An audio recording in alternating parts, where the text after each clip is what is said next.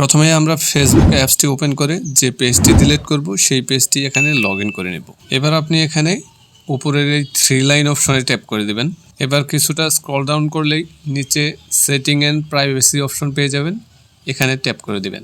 দেন এখানে আপনি শুধু সেটিং নামের একটি অপশন পেয়ে যাবেন, এখানে ট্যাপ করে দিবেন। এবার কিছুটা স্ক্রল ডাউন করতে থাকুন, কিছুটা নিচের দিকে গেলেই আপনি অ্যাক্সেস অ্যান্ড কন্ট্রোল অপশনটা পেয়ে যাবেন, এখানে ট্যাপ করে দেবেন। এবার এখানে দেখতে পাচ্ছেন 3 নম্বরে যে অপশনটা দেওয়া আছে ডিলিট পেজ, এই অপশনটিকে সিলেক্ট করে নিচে কন্টিনিউ অপশন দেওয়া থাকবে, এখানে ট্যাপ করে দেবেন। আপনি আবার কন্টিনিউ অপশনে ট্যাপ করে দেবেন। এবার আপনি চাইলে আপনার পেজের ইনফরমেশন ডাউনলোড করতে পারবেন, না চাইলে আবার কন্টিনিউ অপশনে ট্যাপ করে দিবেন। এবার এখানে পাসওয়ার্ড দেওয়ার প্রয়োজন হবে, তো আপনার ফেসবুকের পাসওয়ার্ডটি দিয়ে নিচে কন্টিনিউ অপশন পেয়ে যাবেন, এখানে ট্যাপ করে দেবেন।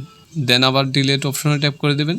তো কিছুক্ষণ অপেক্ষা করার পর দেখতে পাচ্ছেন আমাদের পেজটা কিন্তু ডিলিট হয়ে গেছে। তো এইভাবে চাইলে আপনারা পার্মানেন্টলি যে কোনো পেজ ডিলিট করে নিতে পারবেন। That's it.